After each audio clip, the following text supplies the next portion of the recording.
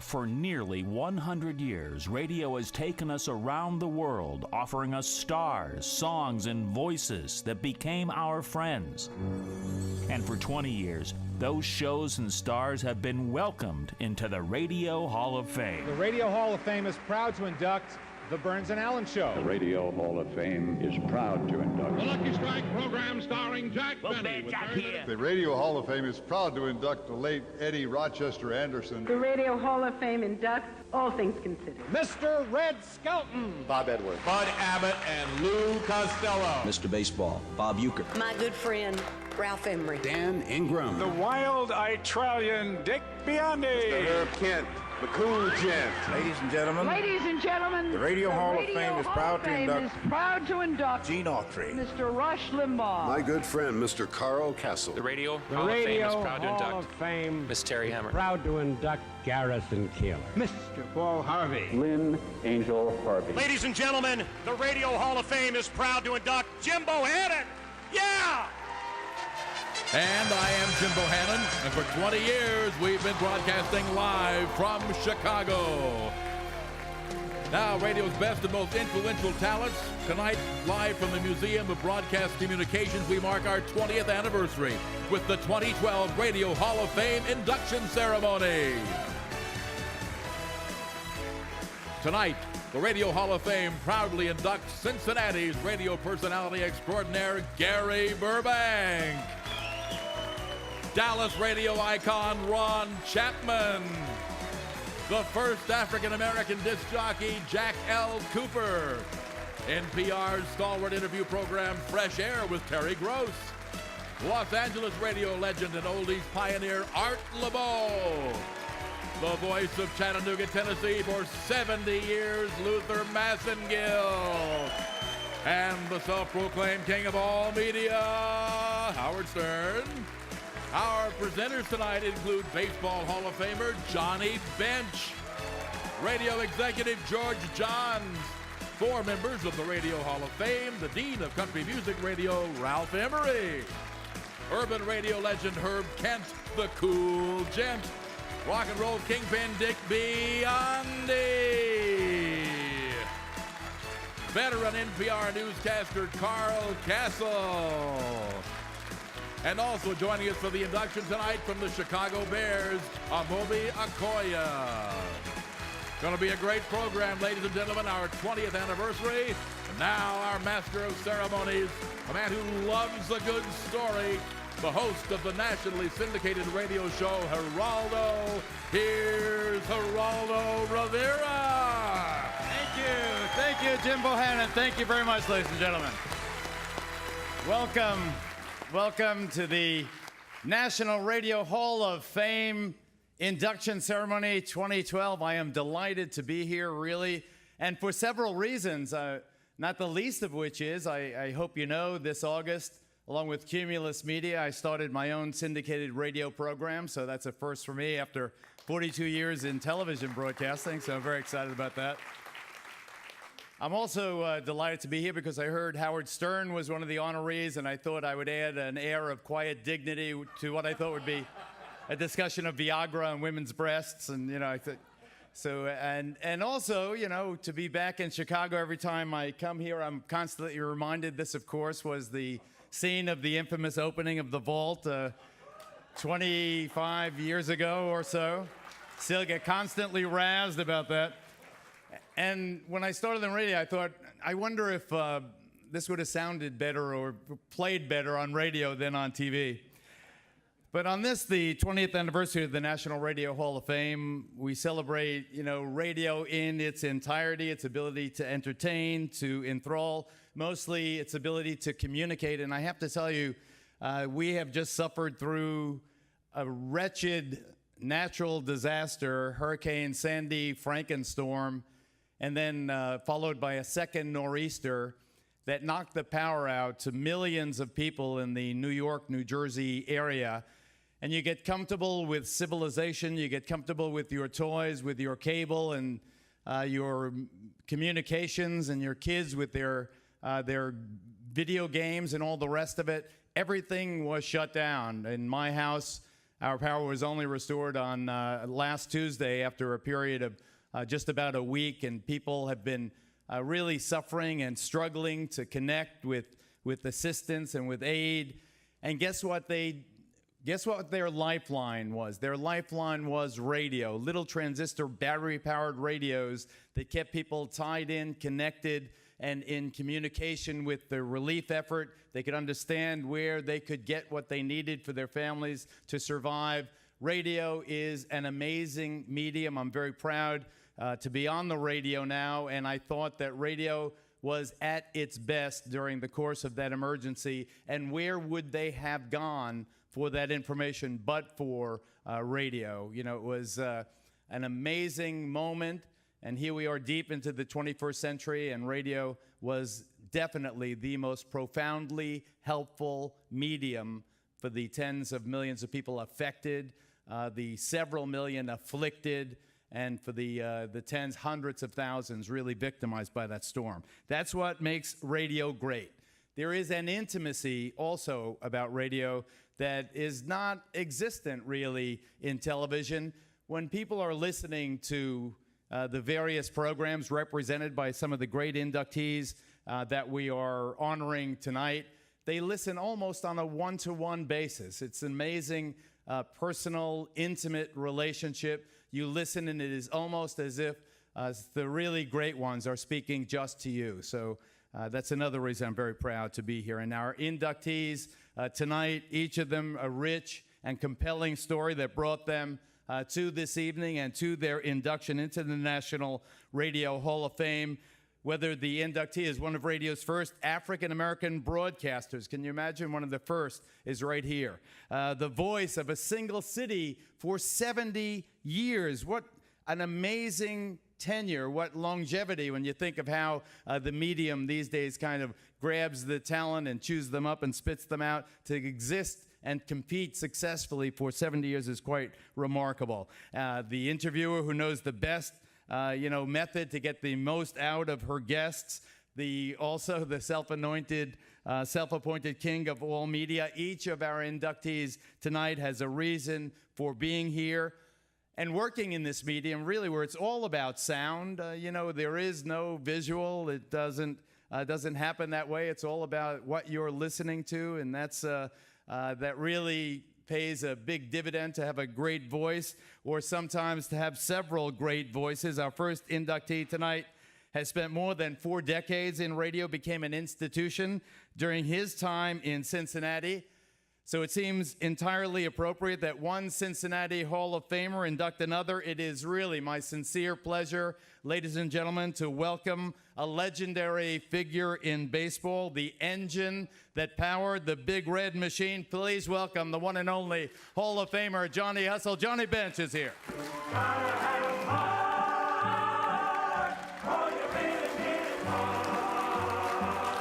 Holy cow!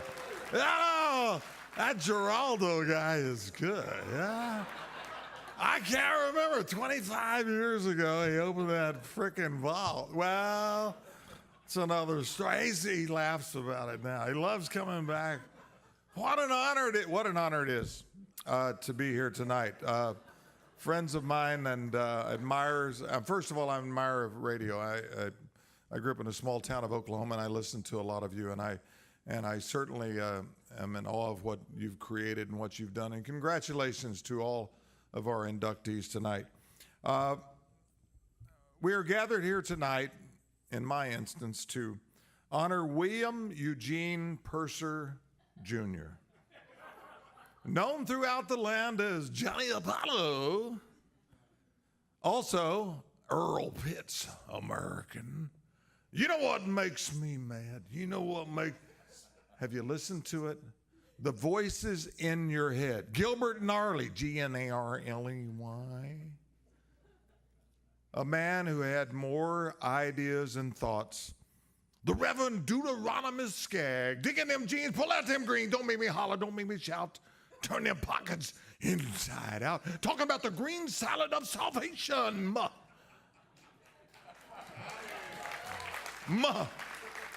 Yeah.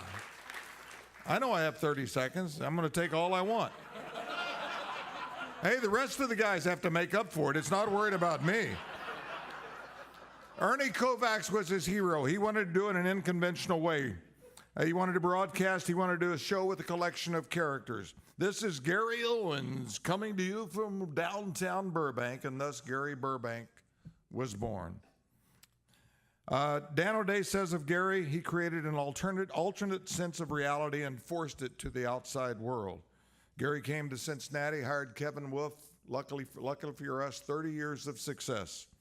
His first girlfriend's name was Phyllis. She was a monkey. She was. She rode on the back of the motorcycle. Gary was, kept the monkey in the house. Well, tonight we're not monkeying around. We are not at all. He's one of the guys that I most admire. Fortunately, made it easier for us, all of us in Cincinnati, to get away and to be a part of that. Because tonight we are inducting one of my friends, one of the great guys of radio, and a true Hall of Famer, Gary Burbank.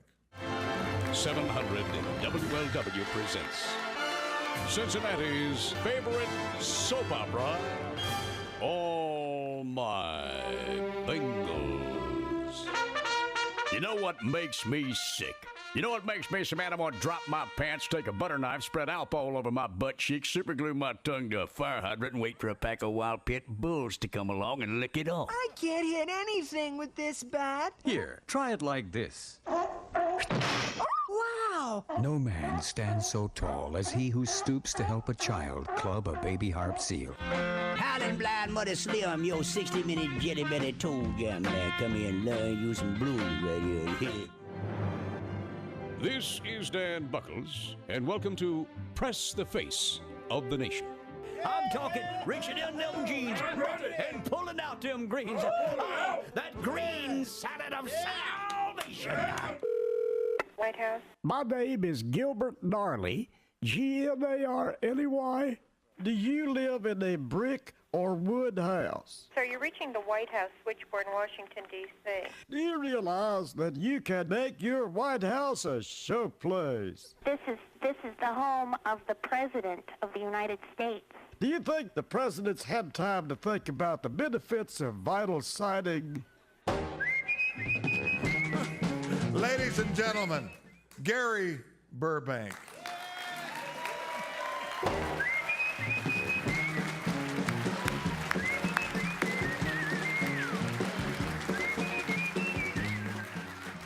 Thank you, Johnny.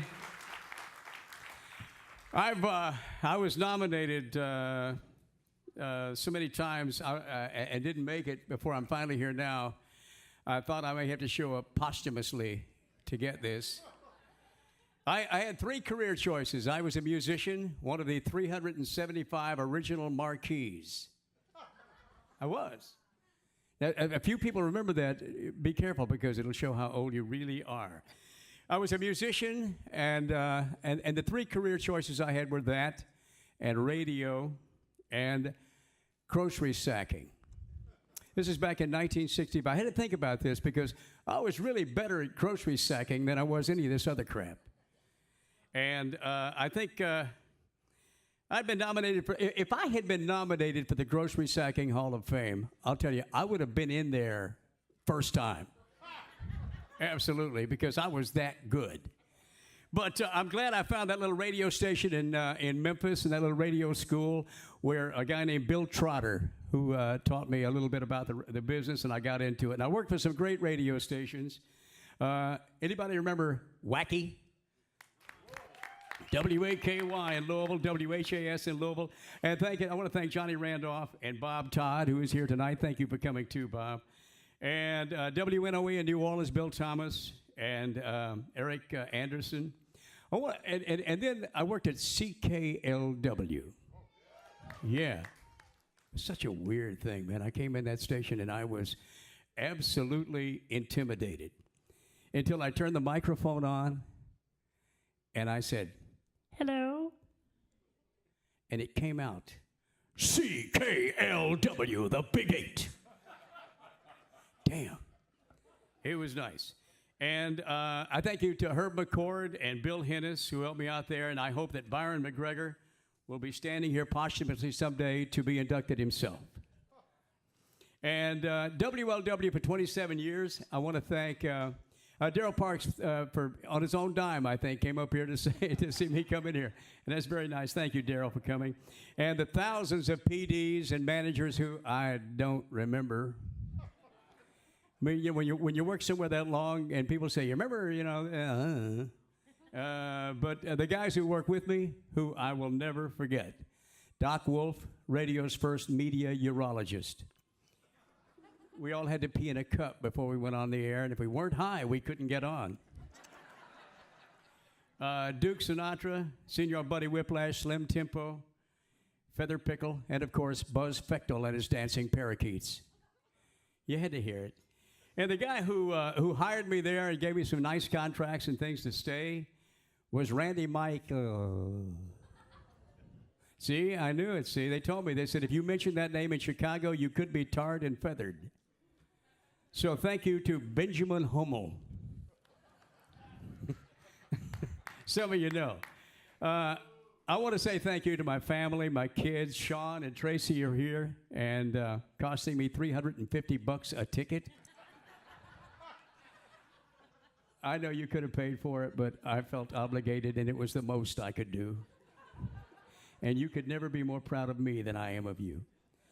And but most of all, too, I want to thank my wife, Carol, who went through all this radio madness with me, and I hope will be with me until I go to WGOD in the sky.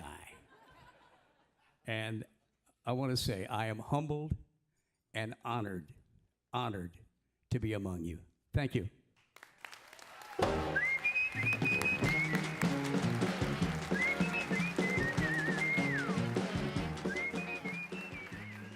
Gary Burbank, ladies and gentlemen, great one.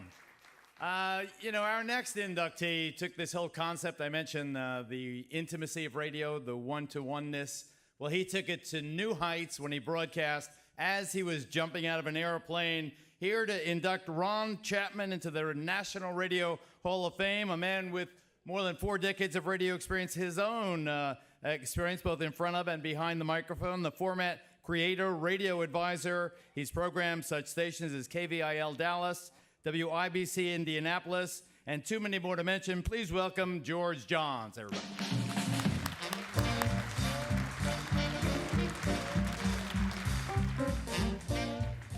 Thank you very much. In all my years in radio, I kind of learned there are 3 types of people who talk on the radio: the gifted, the creative, and all the rest. Met Ron Chapman for the first time in 1973 when the company I worked for purchased the radio station where Ron worked. Being a newly arrived legal alien from Canada, I'd never heard of Ron, nor had he of me. I had no idea that once he was Harrigan of Charlie and Harrigan fame on Cliff. Hell, I'd never even heard of Cliff. Didn't take me very long to figure out how rare and special Ron was. Not only is Ron gifted, but he is also very creative. I knew shortly after meeting him we were going to make magic on the radio together. And magical it was when we launched America's first ever adult contemporary radio station. Ron quickly took it to #1, and soon KVIL became so huge it ended up being the darling of the whole radio industry. Ron's brilliance as a programmer was surpassed only by his genius as a morning talent, magnificently performing what we called a musical talk show. I've always believed that great morning men are great storytellers, and their fans love to tell stories about them. To this day, Ron's fans in Dallas are still telling legendary stories about him. Ron Chapman on 103.7 KVIL, and I see this classified ad that says, learn to skydive in 1 week, and I had to wonder, would they let me do it live on the air? I'm going out. I'm up. All right, this is it. I'm gone! My God, it works! The chute is opened, and I'm on my way down. I am now underwater, and one shark is coming right in front of me, and he just saw me and turned around. Go to your checkbook. Make out a check in the amount of $20. Oh, did you hear about that Dallas, Texas disc jockey Ron Chapman? He asked each listener to send him $20. $240,000 came in. Of $20, $240,000 or fired. What a Dallas DJ got when he asked listeners to send him $20 each. It was only a stunt, just a gag to be funny. But you know what they say of a fool and his money. Welcome, Barry Manilow. I'll tell you, this Dallas place. Hi, Sheena Easton. Hello. Hi, this is Ron Chapman calling for Jay Leno. Hi, Ron. This is Jenny talking to Ron Chapman. Yeah, I told you, Linda Ronstadt was going to be here this morning, and good morning. Welcome. Good morning to you. Gordon McClendon, good morning to you. Good morning, sir. When Ronald Reagan decided to run for a second term, he chose Dallas to make his announcement. Ron had the privilege and honor that day of saying, "Ladies and gentlemen, I give you the next president of the United States, Ronald Reagan." Tonight, I have the privilege and honor of saying, "Ladies and gentlemen, I give you the next inductee into the Radio Hall of Fame, Ron Chapman."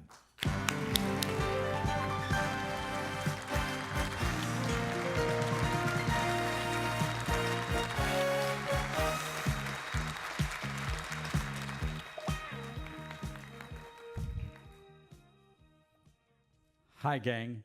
Am I waiting for a cue? No, go. Okay, here we go. Hi to all of you. It's nice to be here. As you may have noticed from that audio blurb, I got more known for the promotions that I created and the stunts that I did than I did for showing up every morning and doing a show for 32 years on KVIL. Maybe the biggest, luckiest caper I fell into was that one that you heard where I asked everyone to send me $20, and I became a media mogul overnight. I was on Dan Rather's CBS show, Peter Jennings' ABC, Tom Brokaw's NBC. Lisa Gibbons flew into Dallas to interview me for Entertainment Tonight. I was the centerfold of People magazine, and I was, for the moment, I was the new blonde. I was the media hero for about 10 days, 12 days in there. Now, at my house, we had a rule. And the rule was I got up at 3:30 in the morning, so I got to sleep in the afternoon. And my wife understood, don't ever disturb him for any reason in the afternoon unless it's the press. If it's the press, we want all we can get. One afternoon in the middle of all of this, I'm slumbering upstairs, and she shakes me awake and says, "Sweetheart, it's USA Today." And I went, "Oh, man, that's the one publication I haven't spoken with." Okay, so I would shake myself awake, plug in the phone. Remember when you plugged in the phone? And plugged in the phone, put my best radio voice on and said, "Ron Chapman. Hello, Mr. Chapman. This is Bill Tillman with USA Today." I said, "Yes, I understand that." And he said, "Next week, we're beginning home delivery in your neighborhood." I swear to God that is a true story. And no, I did not subscribe, I might add. But the moral of the story is why I tell it to you, and that is that all of our flights of self-indulgence and self-glorification come with an end date stamp. You can be the talk of the town at one time, and the next week someone saying, "How do you spell that last name?" And so sometimes fame is and ego is very, very slippery. But I'd like to tell the directors of the board here at the museum that this award will last this ego trip until the end of my time. Thank you so much. The 2012 National Radio Hall of Fame induction ceremony with Geraldo Rivera continues in just a moment with the first African-American disc jockey and the king of all media, Carl Castle. All coming up live from Chicago.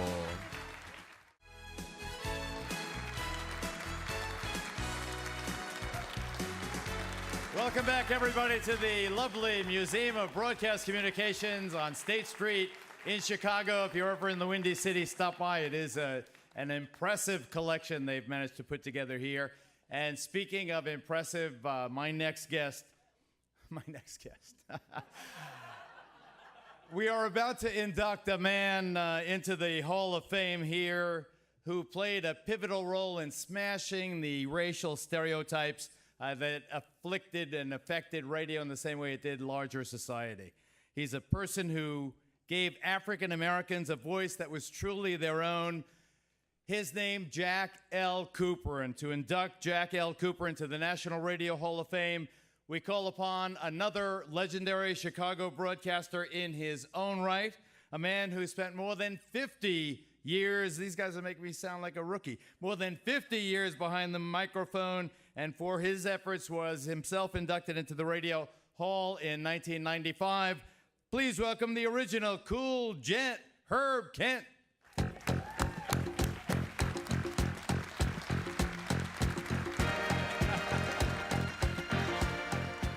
Hey, thank you. How you doing? Let's get right to it. What I want to say is when I was 6 years old and just barely able to listen to the radio, I tuned in this guy, Jack L. Cooper. I had to stand on a chair to listen. He had a program called Red Hot and Lowdown, and I just loved it. And I think maybe from there it started my career. I just wanted to say that about this great man. I was growing up, and it was just a thing of magic. As a child, I remember that radio was a piece of furniture. I used to have to stand on tiptoe to tune it in, as I said. And there are already shows and stars that became regular listening habits. Jack Benny, Little Orphan Annie, The Lone Ranger. I love that. I remember one show in particular called Red Hot and Lowdown. I'm kind of repeating myself, but I just had to get that out of the way. It played what were then fairly recent records from a musical idiom known as jazz. Music from the likes of Louis Armstrong, Bessie Smith. And for a little kid like myself, it was the door to a new world. And the man who opened that door was Jack L. Cooper. During the 30s, 40s, and 50s, Jack had a number of shows on the air in Chicago, shows aimed directly at the city's expanding African-American population. At a time when the world of radio was dominated by one race, it was a lifeline to a community that might otherwise have gone underserved. It was wonderful. Today, urban radio is one of the most powerful and most popular formats in America, and it's brought us a lot of great music and a lot of great talent, but it's not unrealistic to suggest that it couldn't have happened without the pioneering efforts of Jack L. Cooper. Regrettably, Mr. Cooper worked at a time when radio wasn't always concerned with preservation. As a result, we have very few samples of his work to share with you, but here is a brief one. We at this time urge a vote of thanks on the part of everyone listening to me at this particular time to make known to Governor Leroy Collins of the state of Florida for his stand and his expressions with respect to the fact that regardless of what your race, color, or creed is, if a store is open to the public and taking the public's money in any department of that store, everybody should be accorded the same treatment regardless. Ladies and gentlemen, the National Radio Hall of Fame is proud to induct Jack L. Cooper, and I'm indeed proud to accept this award on his and his family's behalf.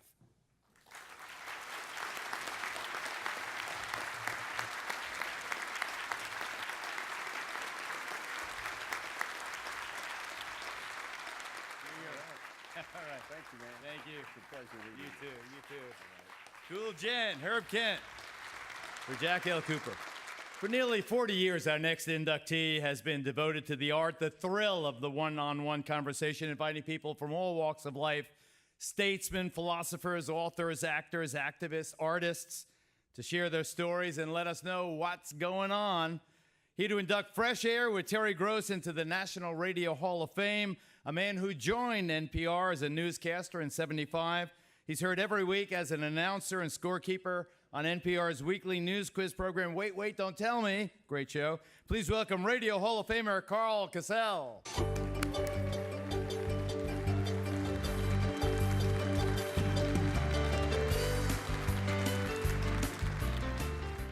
Actually, it's Castle.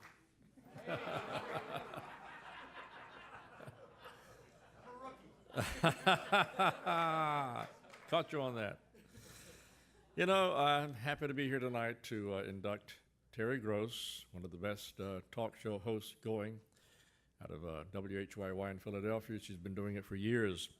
You know, according to Gertrude Stein, human beings are interested in two things. They're interested in the reality and interested in telling about it. And if Ms. Stein were alive today, she might add, Terry Gross is interested in hearing about it. Modern broadcasting is dominated for the most part by interviews that smack of either toothless public relations puffery or take a gratuitously aggressive approach that might be more appropriate for televised wrestling. In that landscape, Fresh Air with Terry Gross has stood out for being both casual and respectful.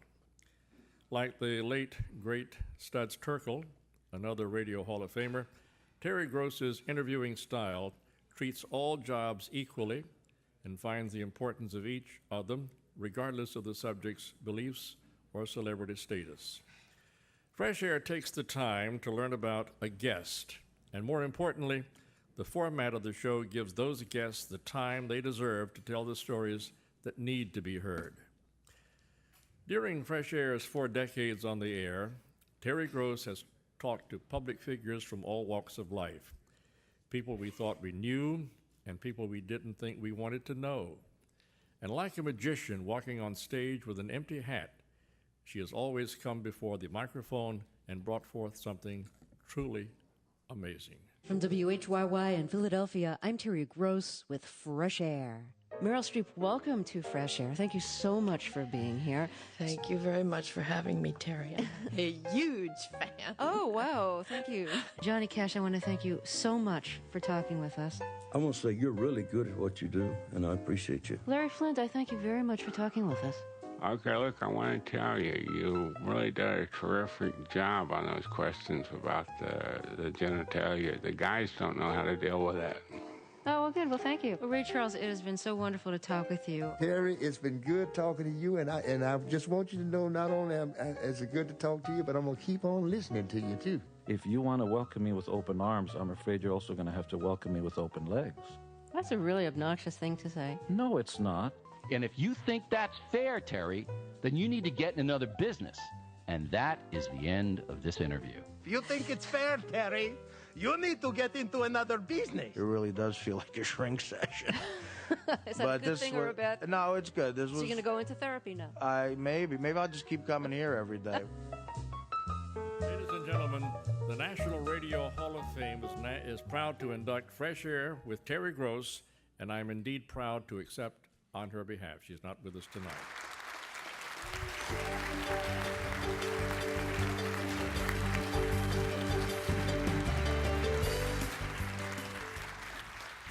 It's Geraldo. No, kidding.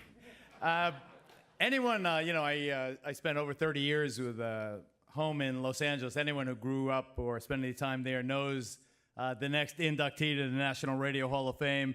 He's one of the pioneers of rock and roll radio, here to induct the one and only, the great Art Laboe into the Radio Hall. Another man whose radio career goes back to the early days of rock and roll, right here on LS Radio in Chicago. These days, he can be heard playing the best of the past on WLS FM. Please welcome the Wild Itralian Radio Hall of Famer, Dick Biondi.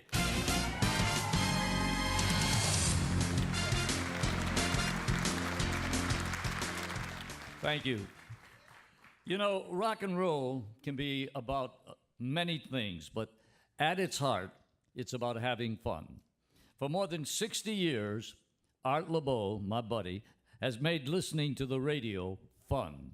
When he began hosting an all-night record show from a Los Angeles drive-in, he decided to ask the listeners what they wanted to hear. And they would request a song from 4 or 5 years earlier, which back then, well, that was something you didn't do. And that's where he got the idea to call them oldies but goodies. And that's a phrase that produced the first rock and roll oldies compilations, which have sold in the millions. And I think all of you know that in this business, and this page won't turn. Right. Throughout his career, those of us that know him, Art has been synonymous with the early days of rock and roll, and when K-Earth in Los Angeles in 1972 decided it was time for a radio station devoted exclusively to those days. They brought in the one man that could do it, and that was Art Laboe. And today, some 60 years after all those all-night record shows, Art Laboe is still having fun. Art Laboe, in love with music, in love with radio, and Art, the feeling is mutual. Here every night, I'm on the radio 6 nights a week, and I'm in contact with the listeners, and that's important, very important. So, you know, if you're doing a canned show and it's on a CD going to some station, it just isn't the same. Okay, thank you very much. And I have one more dedication here to Becky Ruiz, who writes in. Becky wants to know when we're going to Harmony Park, again for a big dance. I was with this girl at her house, and we had those 45s. For those that don't know about those, are little records that were on a little player, and they would drop after one record played, the next one would drop, and then the next one. So we're sitting on the couch, and the lights are low, and just about we get something going, one of these records would stick, you know, and music would stop. And she would elbow me and say, "Go fix the music." So I'd go over to fix the music, and I says, "I wish somebody put these on an LP." And it went flash right in my head, right then. That's how it happened.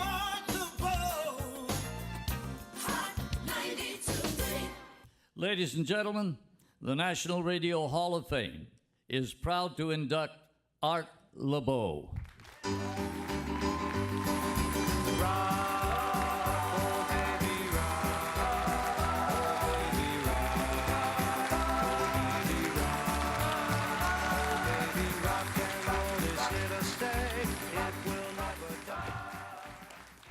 Well, good evening, everyone, and the class of 2012 and all you guests out there.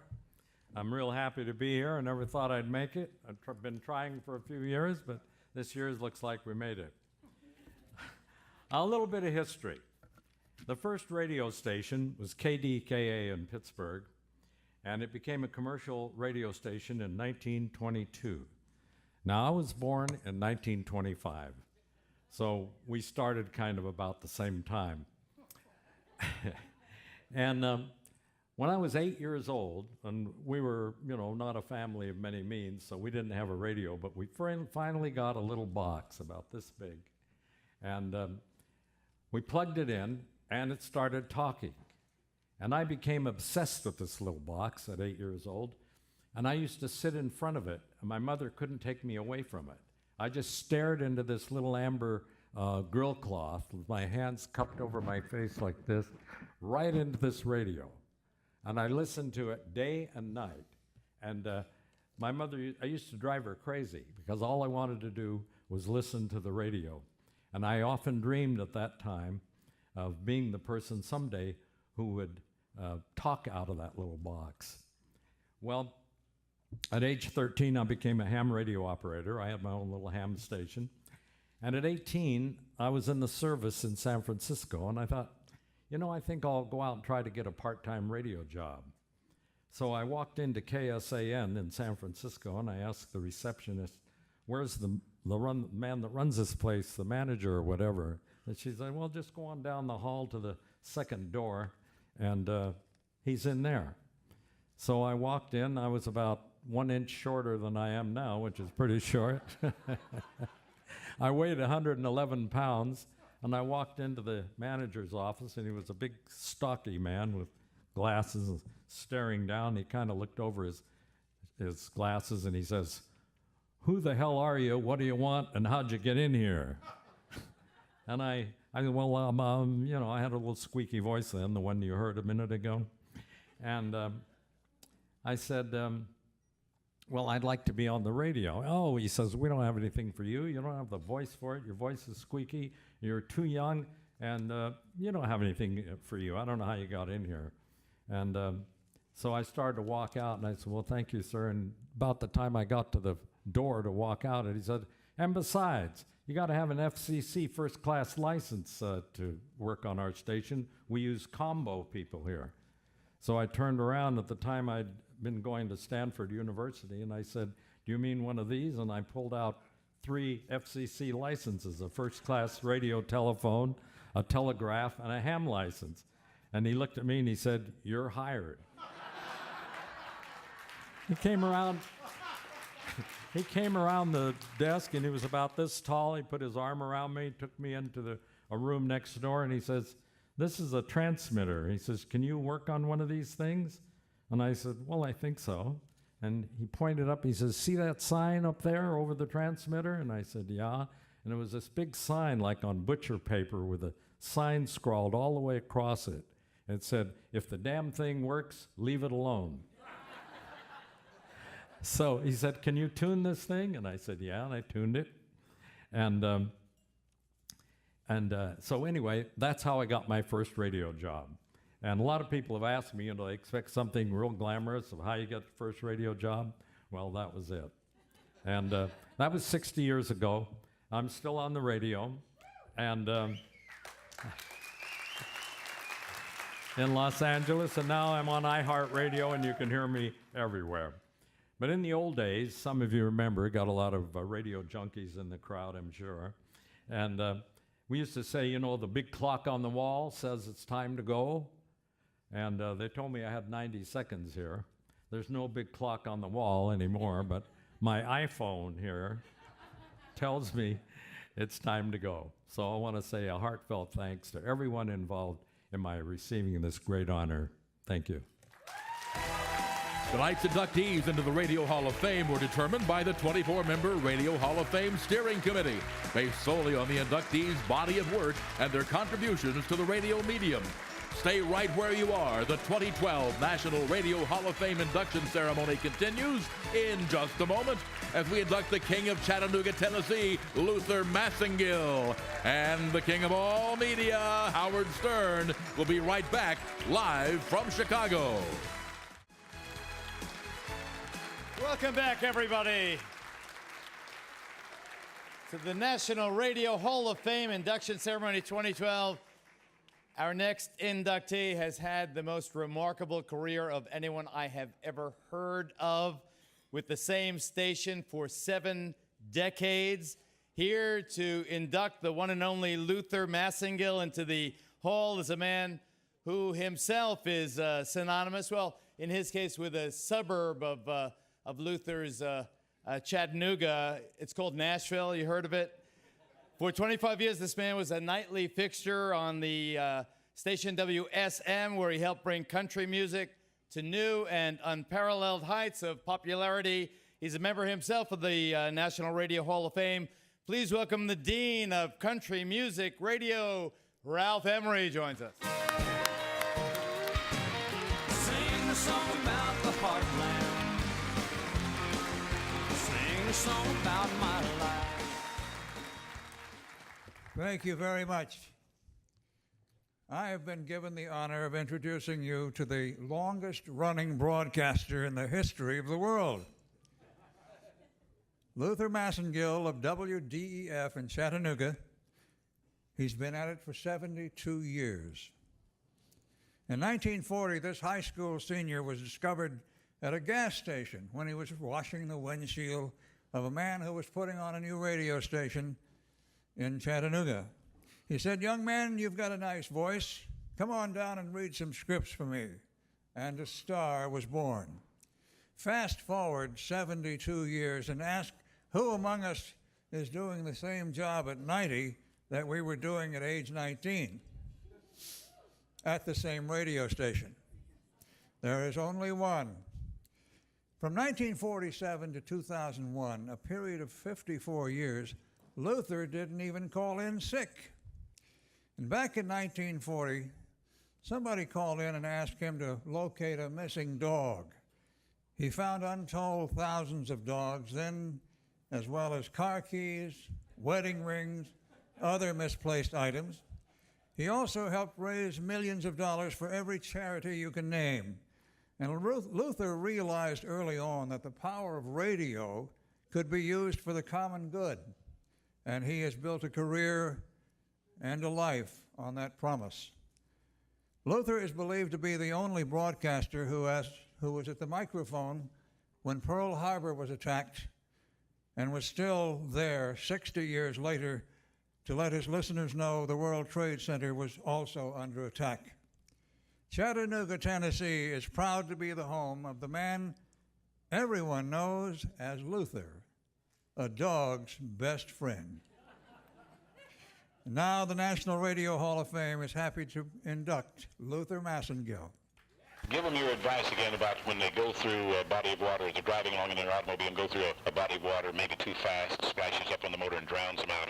What's the best advice you give them? Okay, if you've gone far enough and you've gone any distance at all, you'd be wise just to sit there and let your motor warm it up and dry it off itself. Is that what you said? That's what you said. I don't know. I think you said. Thank you, buddy. For what? I don't know. All right, bye. Bye-bye. The Gary Roach family's lost a golden retriever, a big male golden retriever in East Brainerd. Call this number 892-3148. As I talk between records, help somebody, you know. Which case of a dog, somebody asked me the other day, how many dogs and cats have you found? I said, we figured it up the other day and it was 7 million. And they believed me. When I started out in radio, Earl, I started out with those old 78s, scratchy, shellac 78s. I'm looking out my Hulco window and I see nothing but a beautiful morning in Chattanooga. Lookout Mountain, you never look better. I hope you people find your lost dog. WDEF-FM Chattanooga.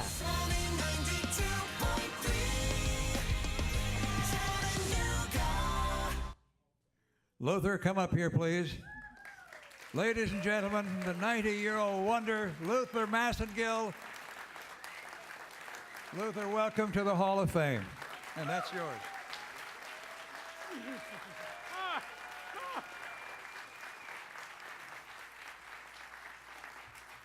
Thank you. I heard this guy way, way back there. I believe I heard him on a little device called crystal radio. About this, so I brought my phone with me, but to show you the size of a crystal radio back in, I was born in 1922. I started to work in the high school, and hey, he sounded good then, and he sounds good now.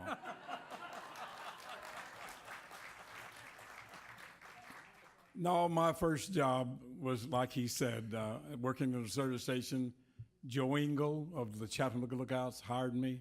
I really was interested in the job of phone answerer because at the time, all request programs were popular. So I said, let me answer the phone. And he said, no, well, yeah, all right. But go in and read this copy. He gave me some copy, and I read it. And I remember there was a biblical reference in it that I mispronounced, and I didn't recognize. It was Job, and I called it Job. I didn't even know it was biblical until I got down in the second line, and there it was. But anyway, he said, you did all right except for Job, for Job. But anyway, he gave me the job, and I've stayed with him all these years. He even hired me as his public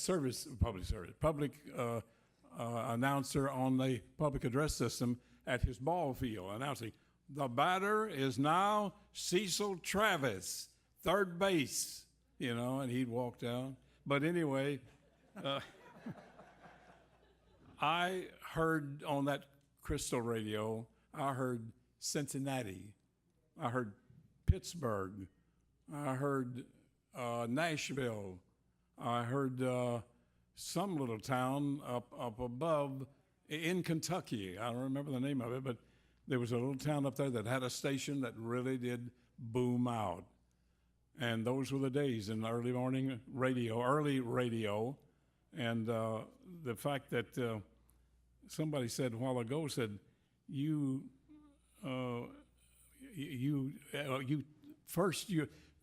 see how we put this.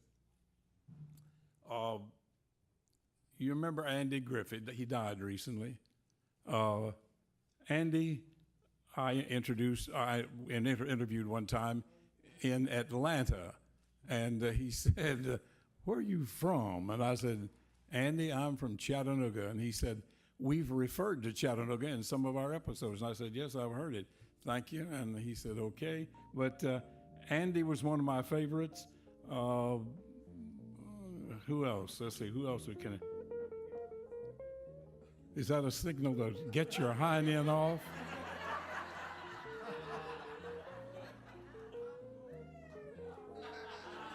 Hey, man. But I'm glad I'm in radio. I've enjoyed it. I'm looking forward to another few years. At 90, I can't look. What is going on down there? This happens in radio sometime. But thank you anyway, all of you. Thank you for the honor. And if you ever lose your dog, call me.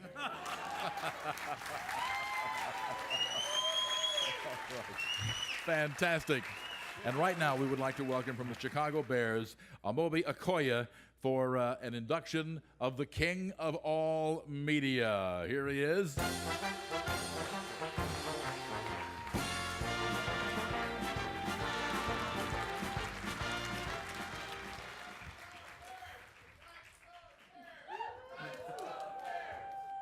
Go Bears. Thank you.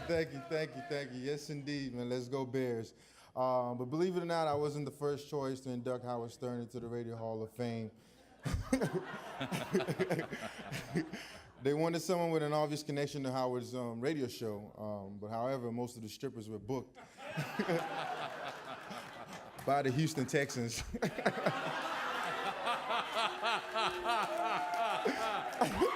So I respectfully declined.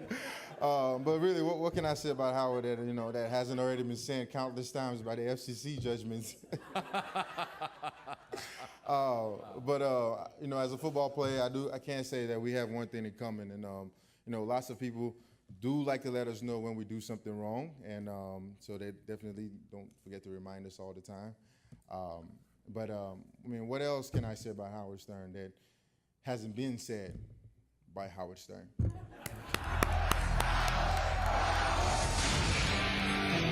He's a self-proclaimed half-Jew who became the self-described king of all media. Who else has conquered radio, television, film, and the world of books? I am the king of all media. It was offensive. The underpants are coming off. That is the first naked lady in the history of radio. This is disgraceful. We should be taken off the air. I wanted a career in radio, and I wanted to prove something to the world, that radio could be a big medium, that we didn't have to sit and play records, that we were the stars. Listening to WTBU, WRNW, WCCC, WWW, DC 101, WNBC, 92.3 K-Rock. Howard is an incredible genius, and he knows the medium of sound better than anybody. to his historic move to satellite radio. The revolution has begun. To me, and my career, radio was like war. And by war, I mean I was at war with everyone. The bosses I worked for never got the show.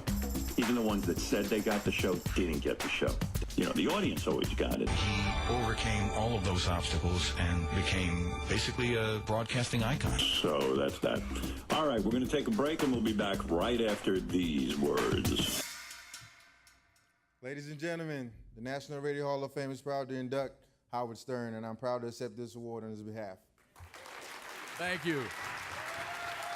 I hope you had fun, ladies and gentlemen. Come back again. See us next year. Here's Jim Bohannon. All right. Thank you very much, Geraldo, and to thank all of you for being with us tonight.